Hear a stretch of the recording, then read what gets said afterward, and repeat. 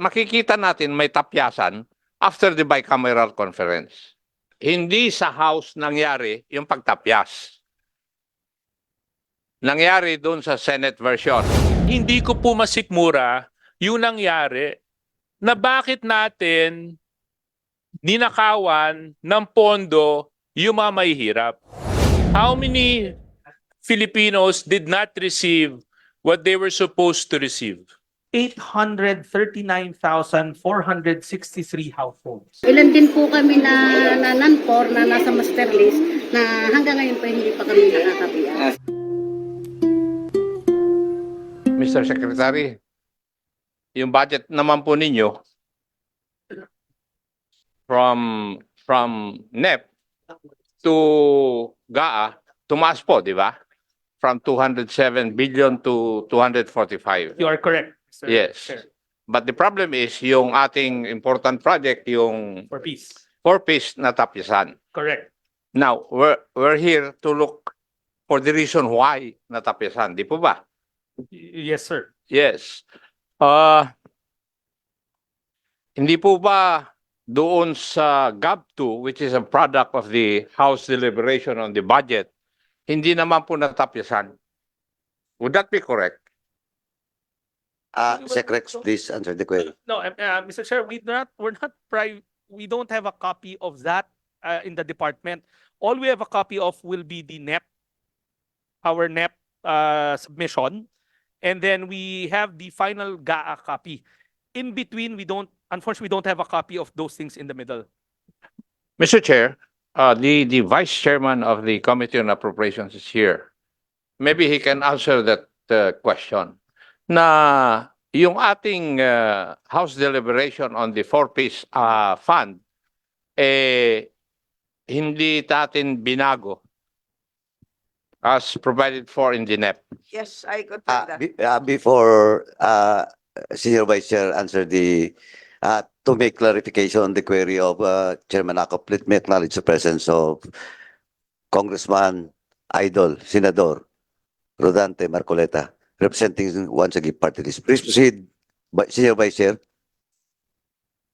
Yes, Mr. Chair, I confirm that. Doon po sa third reading copy of the HGAB 2024, I can send you a screenshot. Line 55 po. Thank you, Your Honor, Mr. Chair. Hindi po ba yung Senado rin, meron din silang proseso na kagaya natin? They come up with their own deliberation insofar as the NEP is concerned. Tama po. Yes.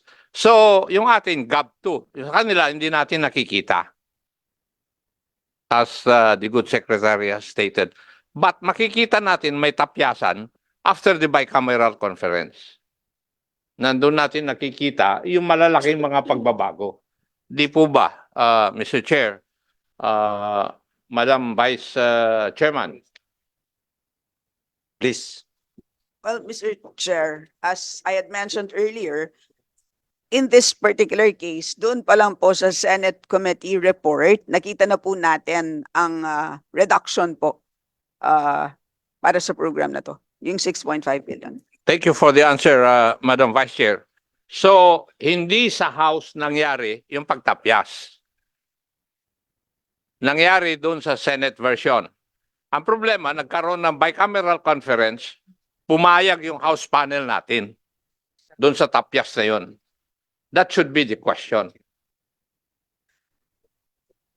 Kasi merong sa bicameral conference, may House contingent, may Senate contingent. Yun ang protocol eh. Even if I have not been there. Pero yun ang protocol.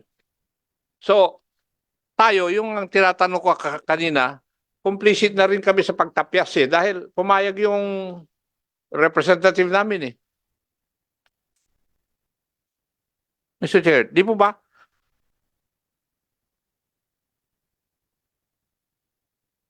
Mr. Secretary, tama po yung figures ninyo eh. But starting 2016, minsan lang kayong na-increase yung budget ninyo for 4-piece. That was in the year 2019. Tama po ba? From 88.1 to 89.7 or an increase of 1.6 billion. All the other years in 2017, ang increase po ninyo is 500 million. In 2021, 7 billion. At deficit in 2022, 8 billion. In-enumerate nyo ito kanina. 2023, 13 billion ang deficit ninyo, yung natapyas. Yung natanggal. yung Natanggal, deficit. yun. And then in 2024, 6.5 billion. Tama po ba? Correct. Mr. Now, Chair. if we look at 2023, nung 13 billion yung natapyasan o natapyas sa budget ng 4Ps, there was a conditional special provision given by the President. Di po ba? Na yung pag-implement nito, it's with the condition. Babayaran dapat natin yung backlog natin ng 27 and 2018. It was a conditional veto on the utilization of funds for prior years' claims insofar as the 4Ps are concerned. Yes, Mr. Chair, that's correct. And we were able to pay the prior years because of that. Because of this provision. Correct, Mr. Chair. But kung titignan po natin, that was for 2017 and 2018. Natapyasan din kayo noong 2021 and 2022. Tama? Pero wala kayong backlog. Bakit? Mr. Chair, that was what I explained a while ago. If you look at the 2020-2021 column ng deficit, zero, because there was really unutilized. During those times, COVID ho, so walang school, so the education grants weren't being paid. Number two, yung listahan ho, as mentioned, was being cleaned, so we didn't exhaust the 4.4. So I can only surmise that the good gentleman is correct that yung pagtapyas was based on our utilization nung 2020, 2021. If you look at the columns ng 2020, 2021, 2022, we did not incur as deficit despite the reduction because there were numerous issues. One, walang school. In portions of the school year wasn't complete, so walang pumapasok. So number two, hindi namin napuno. We were cleaning the list nung 2019 onwards, no? 2020, we didn't exhaust the 4.4. So it's only nung 2023 talaga naming napuno, and that's why we wrote the committee asking the committee na sana, both committees, na wag nyo bawasan kasi we anticipate na we will need every single centavo from that appropriation. Thank you, Mr. Chair, Mr. Secretary. So, the problem is, in the next budget, paano natin masisiguro na hindi na matatapyasan tong 4Ps?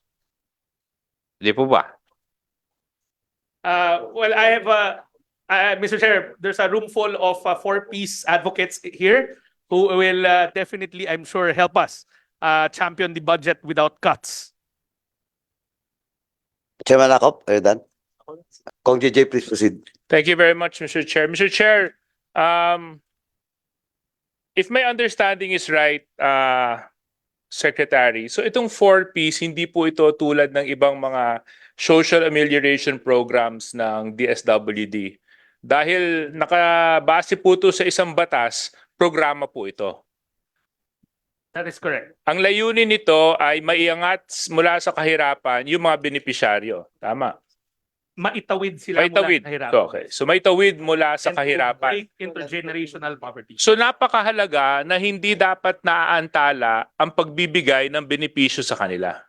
That's correct, Mr. Chairman. Dapat yung matatanggap nila buwan-buwan, natatanggap nila yung assistant na dapat matanggap nila, natatanggap nila. Kasi oras na may pagkakataon na merong puwang o may gap doon sa buwan na hindi nila natanggap, pwedeng lumala yung level ng kahirapan nila.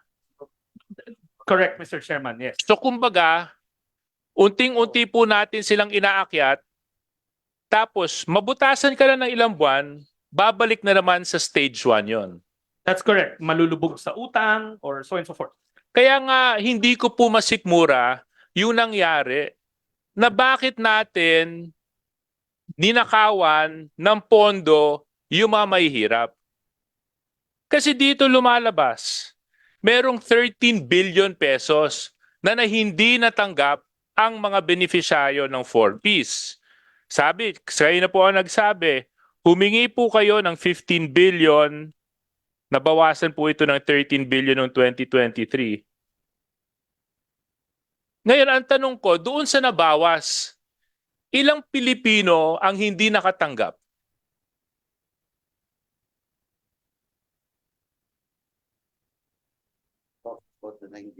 Yeah, we're talking about the 9 billion. How many Filipinos did not receive what they were supposed to receive? That's 839,463 households. So can you imagine that? 839,000, did I get that number right? Yes, 839,463. 839,463 households. So hindi lang po ito pamilya, households po ito. So sa isang household, ano po ang bilang ng DSWD na bumubuo na individual? 5 to 6. So therefore 8,400 times 5, that's around 4 million Filipinos. 4 million Filipinos was deprived of that budget movement in 4Ps. I would like now to show a video. Because nung habang umiikot po ako sa distrito ko, tinatanong ko yung mga kababayan ko kung sino sa inyo ang 4Ps. At sinasabi nila kami. At habang tinataas sila yung kamay nila, tinatanong ko, ano ang naging problema ninyo? At hayaan na po natin itong babae magkwento, Sek, kung ano ba ang sitwasyon talaga sa mga barangay. Ibigay po yung pangalan ninyo, saka edad, at saka taga-sana na po. Ako po si Leonardo Aguilir, 55 years old, taga-Kabay, taga-Barangay Kabay, Camp Quezon. Yung concern nyo po na gusto yung ilapit kay Kong, Ang concern ko po ay tungkol po sa Purpis. Sa Purpis po, ako po'y bali 1 year nang hindi na payout, pero hindi po ako. Ako po kasi naging parang i-declare na non-core. Pero andun pa din po ako sa master list. Hindi po tulad ng mga first na nag-non-core na natanggal talaga sa master list. Pero kami po'y bali, ilan din po kami na non-core na nasa master list na hanggang ngayon po hindi pa kami nakakapiyan. sino-sino po yung But mga anyway, so kasama? Ang habang akin ayos pong yung natatandaan ay text, si no, Lilia Sek, Amalia. ang pinaka-udit ng kwento ng Sa inyo babae, po magkakanda, tatlo simple. lang po kayo na Dati yung ilan 4Ps po beneficiary, lima po kami, pero tapos po hindi po- niya Meron alam po yung kung bakit siya talagang biglang Meron pa po. nag-delist na sa i-declare listahan. na non-core, pero paglabas Habang ng mas patuloy na tumatanggap, yung mga kasamahan niya sa barangay. Kaso lang, nung nalaman niyang na-delist siya, nandun pa naman yung pangalan niya sa master list. So hindi niya ngayon maintindihan bakit hindi siya nakakasama doon sa mga payouts kung ang pangalan niya naman ay nasa master list. So that happened for almost 1 year. And let's not forget that 1 year that when it happened, that was the year after the pandemic. So that begs a bigger question. How were people expected to come out of poverty coming from a pandemic? When everybody was expected na mas lumala pa yung level ng kahirapan nila, tapos sila bigla na lang madidelist, hindi mapapasama. Tapos may 4 million pang hindi natin nabigyan. So ang tanong ko ngayon, Sek, paano natin, is this because may listahanan tayong isinagawa? May bagong listahan? Kasi kung may bagong listahan na ginagawa, bakit naman naapektuhan yung mga taong technically ini-evaluate pa? Mr. Chair, yan yung kanina hong pinaliliwanag namin na right after the listahanan 3, admittedly, it encountered so many problems. When they launched it, nagka-COVID, so may mga 600,000 na in the data na 700,000 na hindi talaga napuntahan. They were just not visited kasi physically yung mga surveyors hindi nakalabas. Merong portion na a big swath, yung nandyan sa timeline na around 1.3 that were just suddenly declared na non-poor. That's why we had to redo the list for the past since Sec Tulfo came into the department all the way to my time, and even up to now, may tinatapos pa kami. We're painstakingly making reconciliation of etong hindi napuntahan, yung mga nawala bigla sa listahan, and we're almost done. Ang gut feel ho namin, since ganyan yung kwento, it's either they're still part of those people waiting to be retroactively paid, kasi may mga nabayaran na tayo, or they're part of this 491,000 na sinusuri pa up to now. O nga, so actually, nandun talaga yung problema. Kasi di dapat, Sec, may suggestion lang, nung inaayos nyo yung listahan ng 3, dapat hindi na nagtanggal ng mga tao doon sa listahan. Ah. Kasi sinabi nyo, inaayos nyo pa eh. So anong evaluation method ang ginamit ng DSWD para maging basihan, para ma-delist sila? Kasi ang kwento ng mga kabarangay ko dito sa Chaong, bigla silang na-delist. Although, sa master list, nandun pa naman yung pangalan nila. Mr. Chair, yan yung kanina namin pinaliliwanag na when we got to, even si Sec Tulfo, when he got to the department, they were using a proxy means test that was old. That wasn't relevant anymore post-COVID. So, kaya ang laki ng numerong nadidilis. That's why the first intervention namin was one, put a based on the discussion with Congress people who were really bothered by it, we put a moratorium first. Wala munang delisting. Okay, so, Delist sila. yeah, But, Mr. Chair, unfortunately, we couldn't continue paying the grants kasi pag later on ma-determine silang non-poor will be violative of the law on the 4Ps and we might get an AOM from COA kasi we paid somebody who was initially said already na non-poor. but can I just stop you there, boss? You were scared that baka magkaroon kayo ng AOM sa COA because bigla na-declare ng non-poor na nabigyan ninyo. No, they were declared non-poor already. And yet, Oo, nakapagbigay. so ang Kaso ginagawa lang namin- dito, ang nangyari, boss, kabaliktaran. Yung mga mahihirap, hindi nakatanggap. Mr. Chair, they could be falling in that area na nandun sa first two listahanan pero wala sa listahanan 3. Yan yung what we've been working on trying to match them one by one. It's an anomaly that none of us could explain. Listahanan 1, nandyan siya. Listahanan 2, and remember these listahanans happened even before our time. Yes. Listahanan 2, nandun siya. Then listahanan 3, nawala na lang siya bigla. And that's what we're trying to reconcile now and painstakingly going to each house, trying to figure out kung nasaan sila. We've managed to match some, and the data is in that presentation, but we're still 500,000 accounts to go pa. Yeah. But so therefore, it still doesn't, are you saying that this is the justification for the budget slash?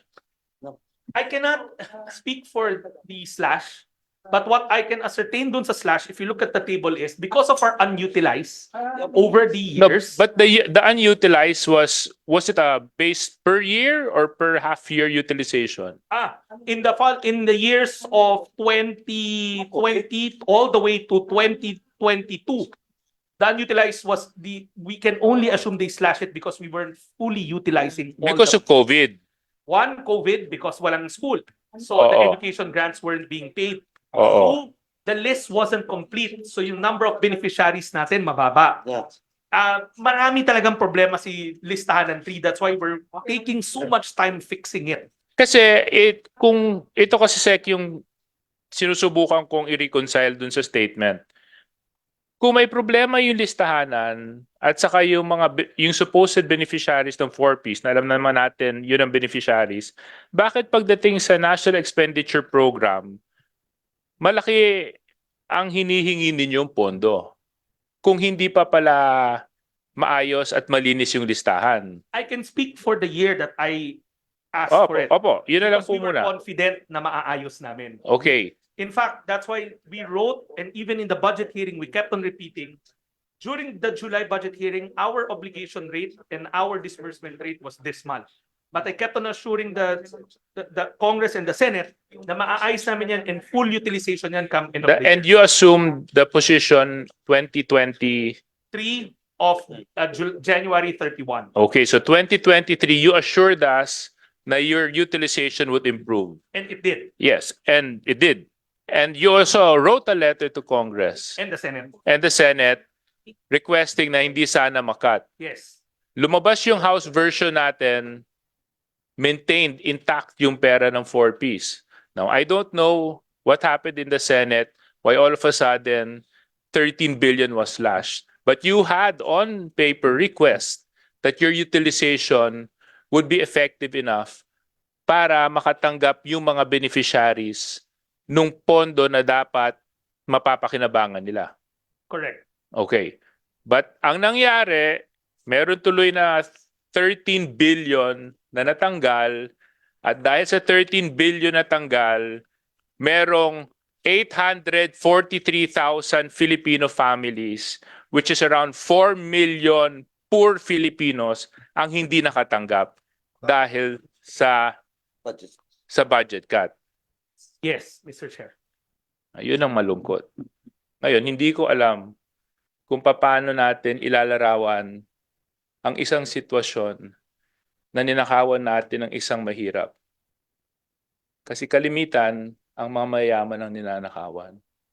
Kasi lang hindi dapat ninanakawan ng mahirap. Kasi wala na nga silang pera. Tatanggalan pa natin sila ng dapat nila matanggap. Sa palagay ko, hindi kaya ng sikmura ko yon, Sek. So, kung meron man kayong magagawang remedyo para naman maayos tong sitwasyon na ito, nagpapasalamat ako kay Congressman J.C. Abalos dahil he stood up strong in plenary to fight for this. Dapat talaga magawa natin ang paraan kasi tama yung sinabi nyo, may utang yung gobyerno dun sa 4 na milyong Pilipino.